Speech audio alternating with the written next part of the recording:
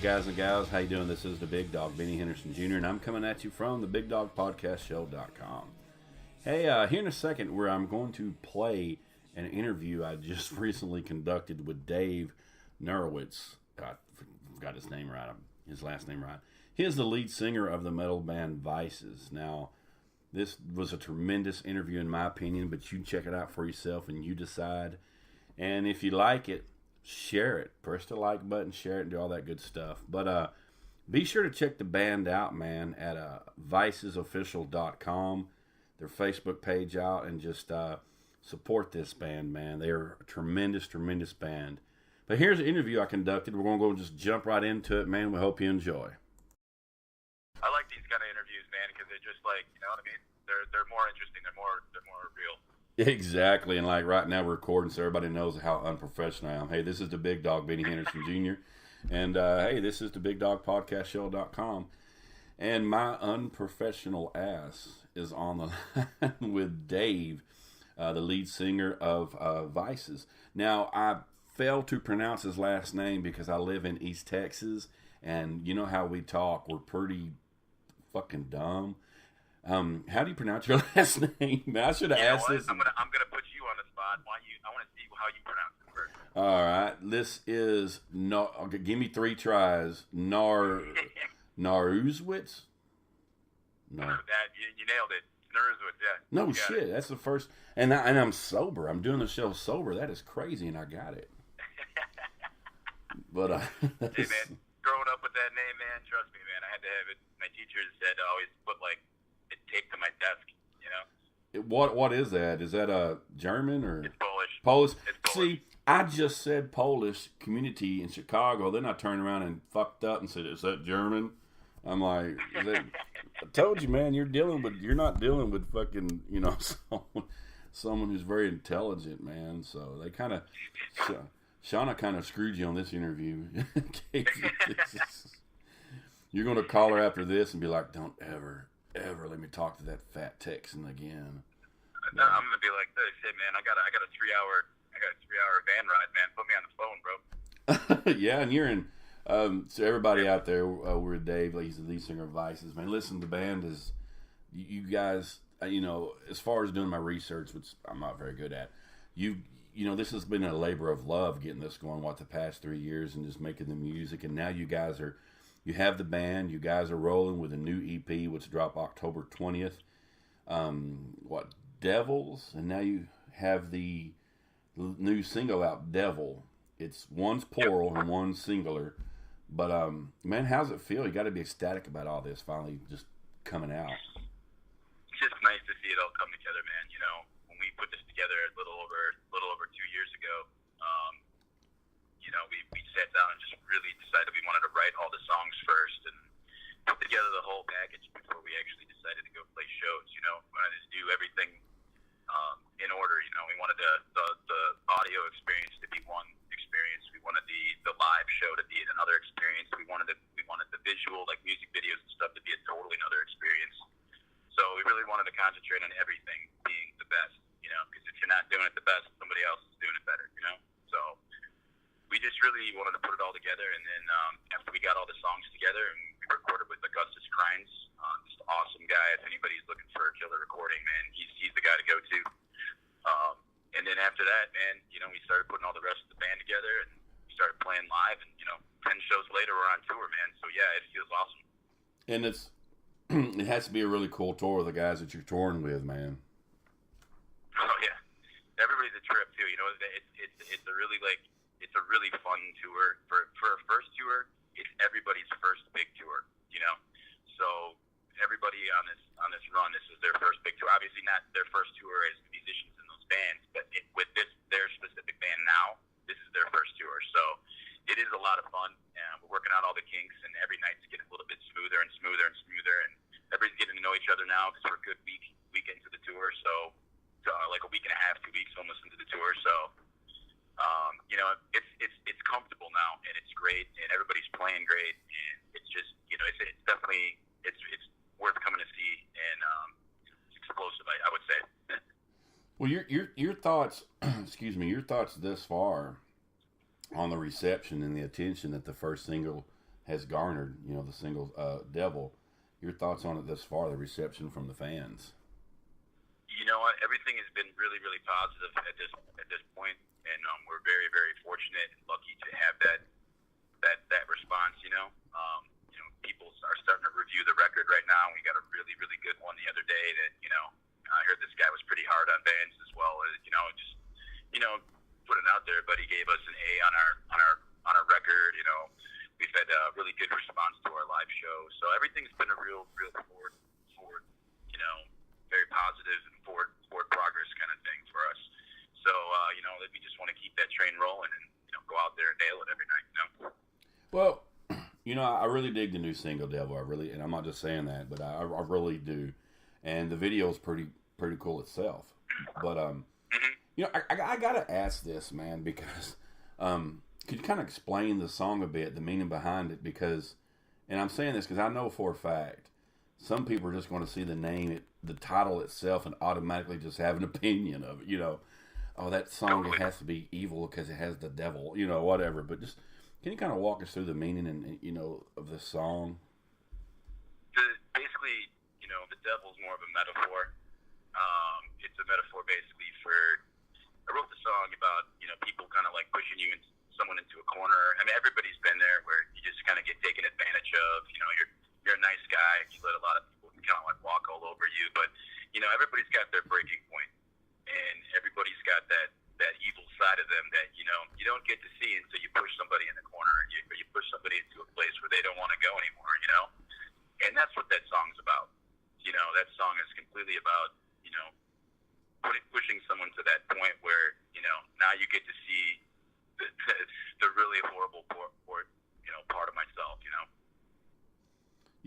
Yeah, after 21 years of marriage, I've been pushing a corner a bunch. The other day, I finally snapped and said, "Listen, I'm not doing the fucking dishes no more, and I'm tired of being your sex slave." Mm-hmm. So, you know what I did? The fucking dishes. So, yep.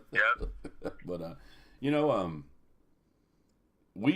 we all get a little crazy at times. I mean, there comes a time when you're right. You do get tired of being, put down, talked about, degraded, and I guess it does bring the devil out of, I guess I can see that, man. And yeah, it's just, it's one of it's something everybody can relate to because everybody's been in that position before.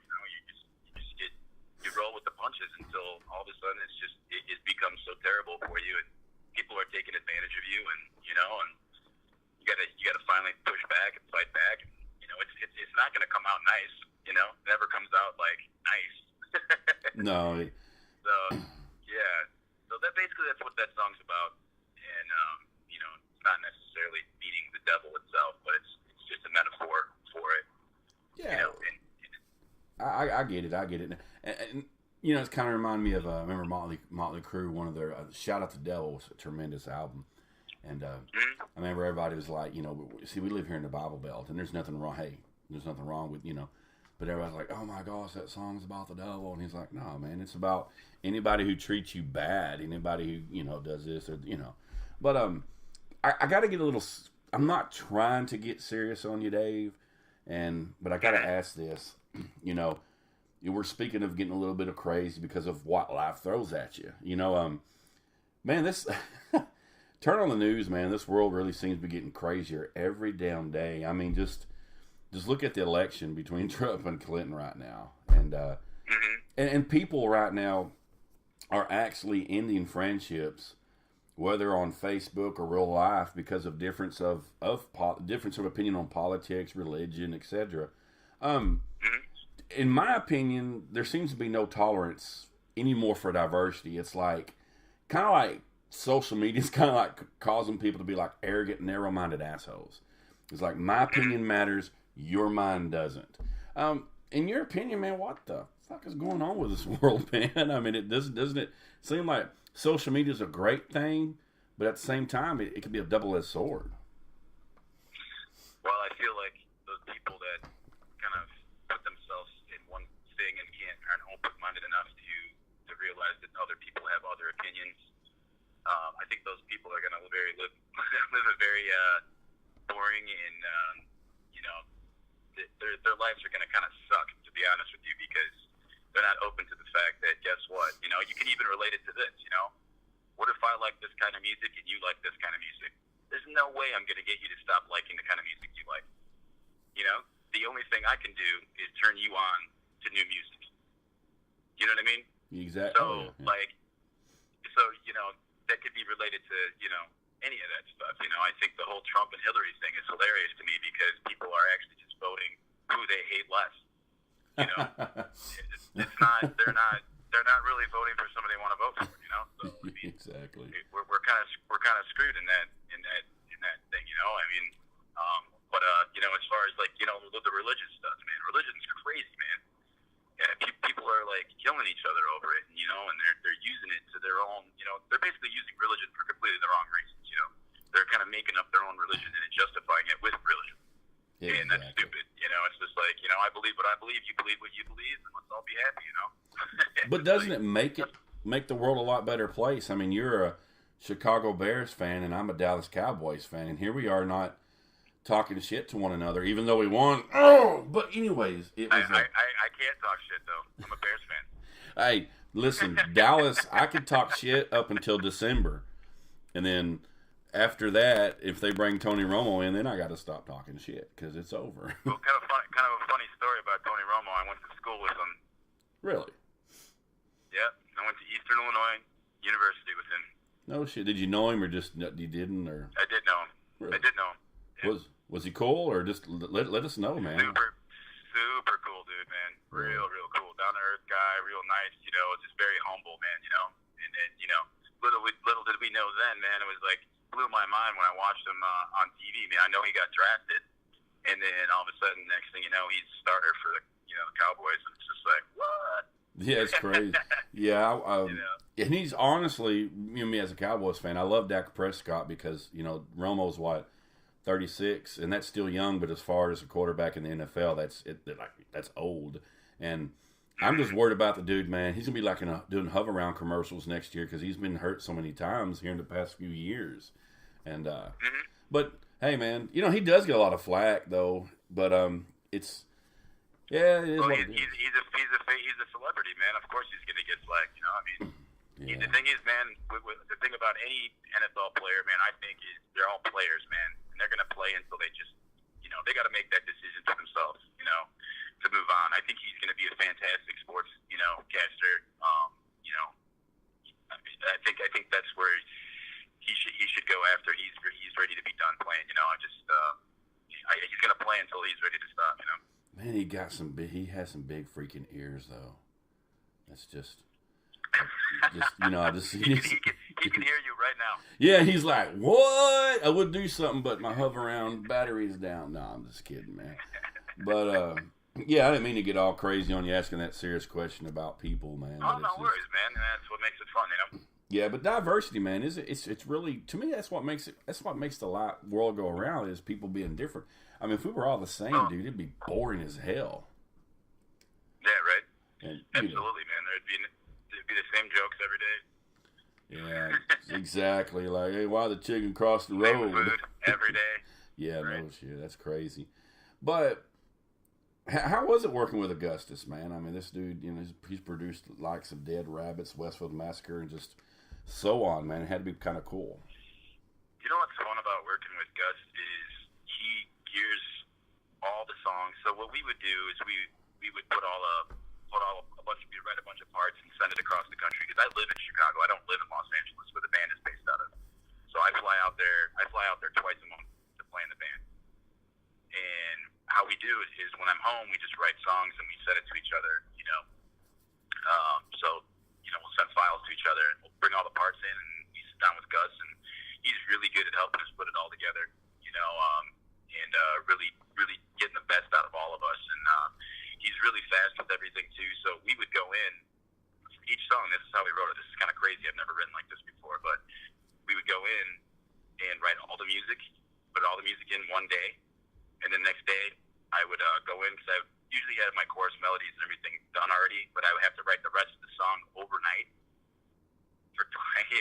overnight, like the 12 hours, and then go in and record my vocals the next day. Damn.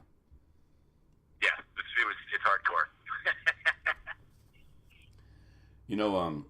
speaking of hardcore, man, I ask this question of pretty much in every interview because I'm boring and I'm just unprofessional. But you know, we were kind of talking off the record earlier about this, but you know, fans don't see the hard work that comes in to being a musician, man. They see like the glitz and the glamour, and you know, they think everybody's like Motley Crue status or Metallica status because they have a video and they have an EP and an album, or you know, they're on stage. They just see, oh, rock and roll, you know, they're celebrities. They got millions of dollars in the bank, man. But they don't see the hard work that it takes for you guys to just stay relevant in the music business, because it's a very unforgiving business. But can you kind of talk about your journey and the ups and downs and ins and outs that you've gone through just to be where you are today? Well, you know, like I said, 10 shows in, we're already on tour, and I took the job of also managing this entire tour, so I've got 2 jobs. I got to take care of the other 2 bands, and as well as the band that I'm in, and then we also got to perform and everything like that. So, you know, it's long days, but it's just all about staying on top of stuff. You know, it literally takes me about 2 hours every day just to get organized, make sure everybody's got everything they want.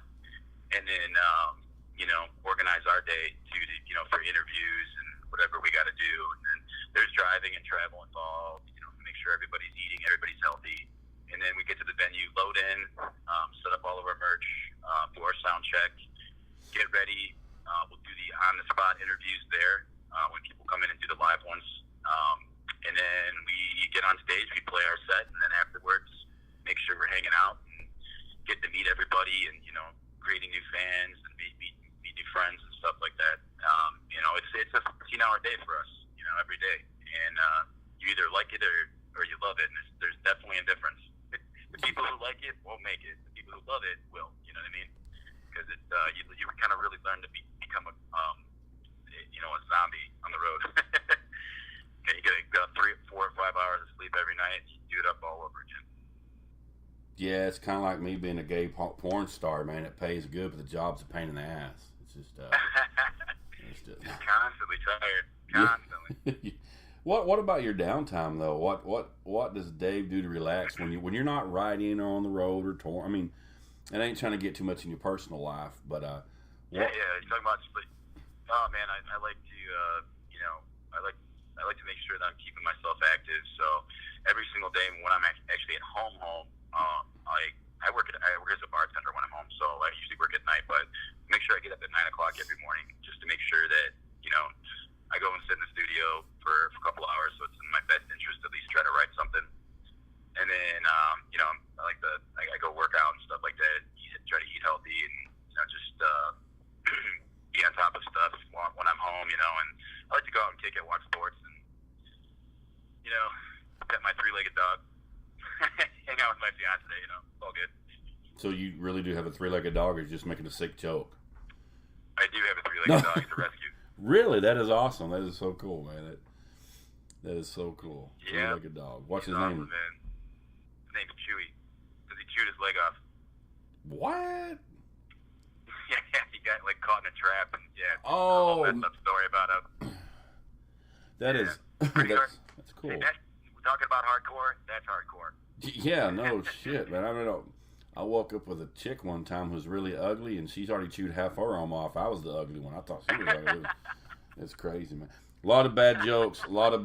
On this program. That's awesome, man. That's awesome. Yeah, you know, like after 20 years of marriage, I've been a wife 21 years.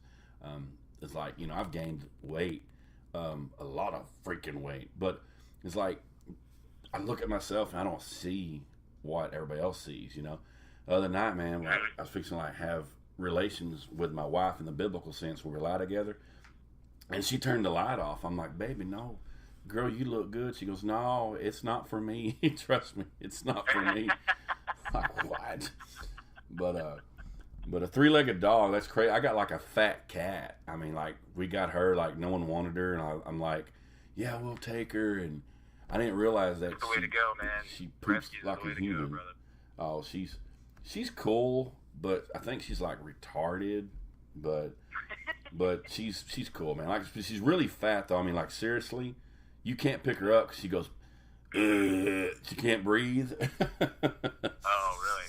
That big, huh? Wow. Yeah. Oh, yeah. She was big when we got. She's not that big now because we're poor. We don't feed her the good stuff. We're like, listen, this is what we get.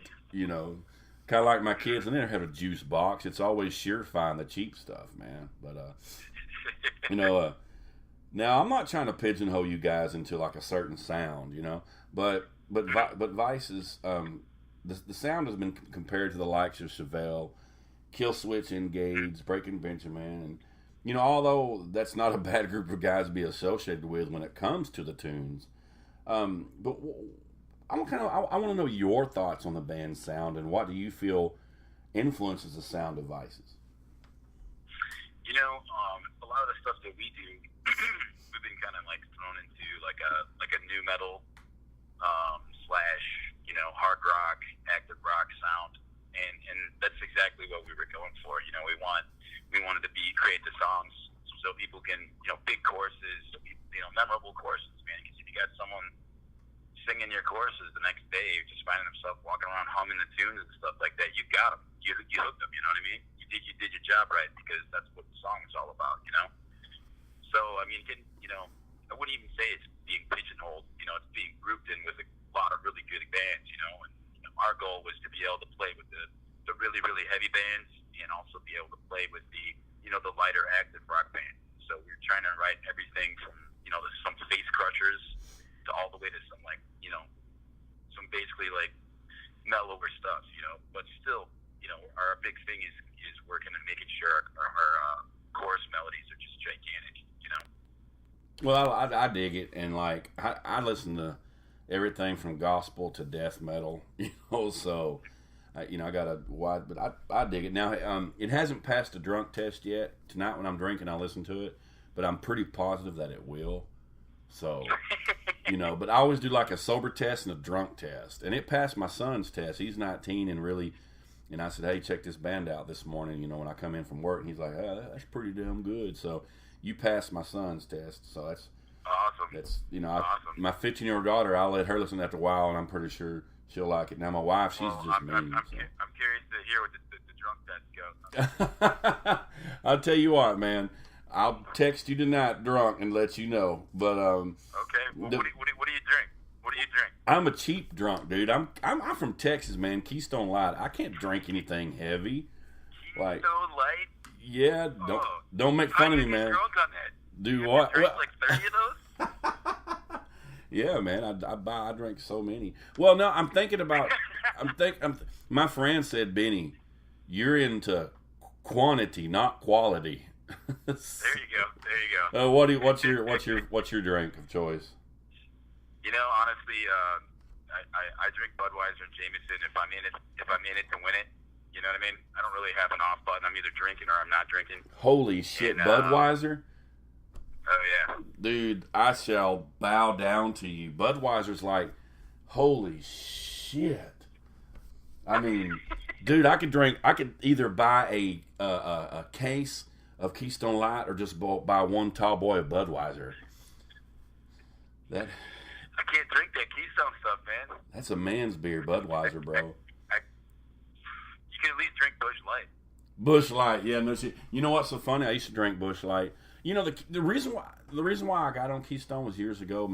I drank Bud Light, and I drink Budweiser from time to time, but Budweiser always like, nah, I ain't gonna say it because y'all may get, you know, you may get any sponsors from down the road. I don't want to run it.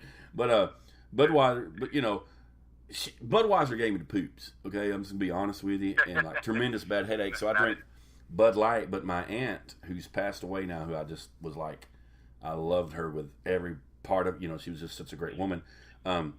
Was drinking Keystone, and my friend was drinking Keystone. She tried it, so I kind of followed after her, and now it's just a taste, and yeah, absolutely, man. Everybody's got their opinion, absolutely, man. But I don't touch Diversity, whiskey. brother. I don't touch whiskey anymore because I'm like on East Texas Most Wanted for that or some shit like that. You know, I got drunk out there, and my wife's like, hey, man, you got to put your ding dong up. We're at church. I'm like, oh, I'm sorry. You know, I was at a church function and I'm drunk, and that's very terrible. You're lucky I have pants on. Yeah, but no, good. You know, me, on my days off, I'm drinking. It's like I used to do my shows drinking, seriously, and the funniest thing was and real quick, we did a show years ago. My friend Bob Carroll, who got me into doing this, he passed away about 5 years ago. Just a tremendous, tremendous man. But I opened up a bottle of Crown Royal, and I'm like, oh, I just took a shot, and he's like, son of a bitch. Usually back then, and we was doing actual radio, they like FCC is like almost tore us apart. That's kind of reason why we went to doing podcasts, because I was the program went for 45 minutes. I did a 2-hour show that night, drank the whole bottle plus a 6-pack. I did a 2-hour show. I cussed out I told I had like 2 or 3 people come on that night, guests. I cussed one out, threatened one with a boat paddle. Yeah, so that's why I'm doing my stuff sober now. But Budweiser, Dave, come on, man. You are a man. That's why when you laughed at me, I'm thinking, what do you drink? You said Budweiser. I can't. There's nothing I could say. I mean, that's what I drink if I'm in it for the long haul. That's the stuff I can kind of drink all night. Just be whatever. But I mean, I'll drink. Sometimes we get a lot of craft beer breweries out in Chicago, and they're everywhere. But we'll go drink some IPAs and stuff. That stuff just really fills me up real quick. So only 1 or 2 of those, and sometimes I'll drink some vodka too. But that's basically what I drink. Well, now I got a complex. Tonight when I pop open the music, pop open the beer and start drinking it, I'm gonna be like, I'm gonna hear you laugh in the back, like, I'm like, yep. Fucking, I ain't gonna. His music he ain't gonna pass the drunk test tonight. I'll tell you what. Next time we come through Texas, man, I'm gonna bring you. I'm gonna bring 2 cases of Keystone in. I'm gonna come to you since you can't come to shows. Yeah, I don't want you to get in trouble. 2 cases of Keystone, so you'll be out $5. And we're gonna sit and watch. We're gonna sit and watch football together, and we're gonna do the show. You know what? That's a bet, brother. And I'll tell you what. I'll make the barbecue. I'll cook. You bring the beer. We'll do just a podcast show. We'll do live on Facebook. Dave and Benny's. Can I bring my guys? You just said the magic word, barbecue. Yeah. If Evan could eat barbecue, he would eat it every single day for the entire year. Trust me. He's been in heaven in Texas. Well, here in Texas, man, it's beer, barbecue, and boobies, so, and I love my wife's boobies. I'm not going to keep you much longer, Dave. I do thank you so much.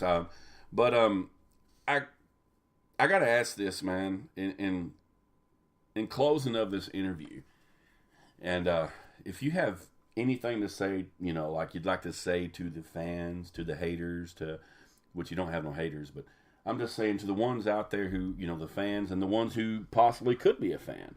What would you say to these guys concerning Vices?